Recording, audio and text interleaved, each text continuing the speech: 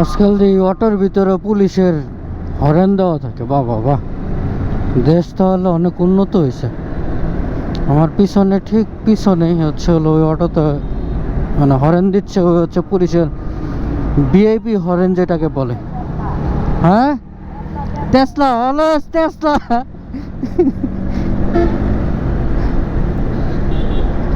Tesla horn দিচ্ছে আসলে। বুঝতে হবে ভিআইপি হরেন তো অন্যরকমই হয়, টেসলার ভিতরে থাকাটাই স্বাভাবিক। সো ওই এইরকম হরেন দিবে, এটাই স্বাভাবিক, মেনে নিতে হবে।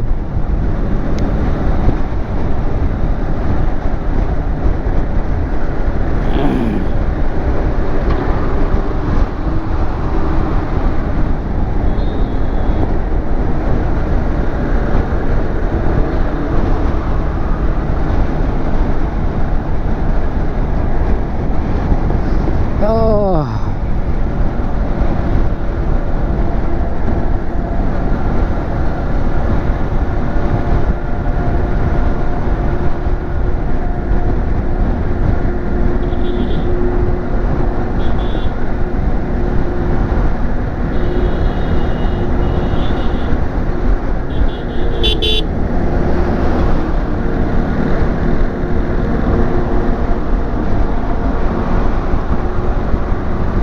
এই রোডটাতে আসলে রাতে বেস্ট। রিজনটা কি জানেন? কারণ এই টাইমটাতে হচ্ছে মানুষজন দৌড়াদৌড়ি করে, এটা প্রবলেম।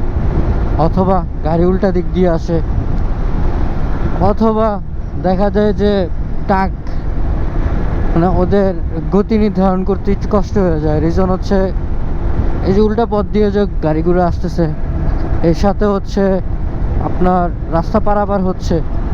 কারণ সবাই তো একটা গতি থাকে, অ্যাভারেজে যদি এই জায়গায় ধরে নেই, সেক্ষেত্রে 65-70 অ্যাভারেজে থাকে এই জায়গায়, এই রোডটায়। তো সেই ক্ষেত্রে একটু প্রবলেম হয়। আর রাতের বেলা মানুষজন এরকম থাকে না, রাতের 1:30-2টা বাজে অলরেডি ক্লিয়ার থাকে। তো সেই ক্ষেত্রে একটা দুইটা সমস্যা থেকে সম্মুখীন থাকে, সেটা হচ্ছে উল্টা পথ থেকে গাড়ি আসা। দ্বিতীয় নম্বর হচ্ছে যেটা মূল প্রবলেম, যেটার জন্য সবচেয়ে বেশি অ্যাক্সিডেন্ট হয়, মানে ওই লোকটাকে বাঁচাইতে যা একটা ট্রাক ড্রাইভার হয়তো বা বামে চাপায় দেয়, না ডাইনে চাপায় দেয়, বাট ওই মানুষটার বাঁচানোর চেষ্টা করে। বাট রাত্রেবেলা এই জিনিসটা হয় না, এই রোডটা দিয়ে এরকম পারাপার হয় না, মানুষজন ঘুমে থাকে আর এরকম লোকজন যাতায়াত করেও না। তো সেই ক্ষেত্রে একটু চলাচল করাটা সহজ। এটা হচ্ছে একটা প্লাস দিক রাতে চলাচলের জন্য। আর দিনে ওই রকম চলাচলের জন্য একটু কষ্টকর। এটা প্রতিটা ড্রাইভারের জন্য, সেটা বাইক রাইডার হোক, গাড়ির ড্রাইভার হোক, বা অন্য কোনো যানবাহনের। বাট এই একটা সমস্যার সম্মুখীন হইতে হয়। কথা বলতে বলতে অলরেডি জামে পড়ে গেছে একটা। আসলে কিসের জ্যাম আসলে জানি না, হয়তো বা দু একটা বাস দাঁড়ায় আছে, অথবা রোডের মাঝখানে গাড়ি নষ্ট হয়ে আছে, এটাও হইতে পারে। অস্বাভাবিক কিছু না, নাহলে এরকম জ্যাম থাকে না। আর দিনের বেলা আসলে বলে লাভও নাই, এই রোডটা একটু ঝামেলাদায়ক, আগেই বলছি।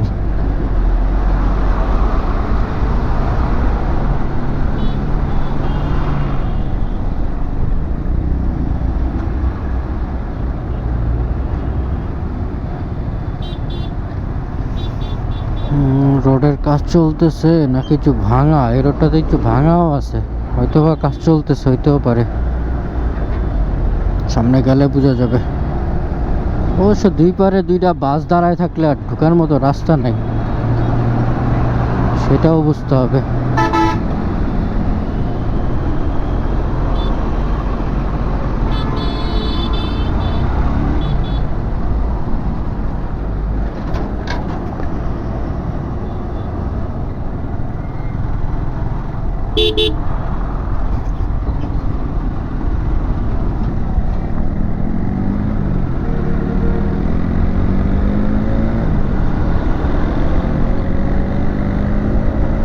কোনো জ্যামই নেই আসলে, বাসগুলো স্লো চালাচ্ছে, এর জন্য পিছনে জ্যাম লেগে গেছে, আর কিচ্ছু না।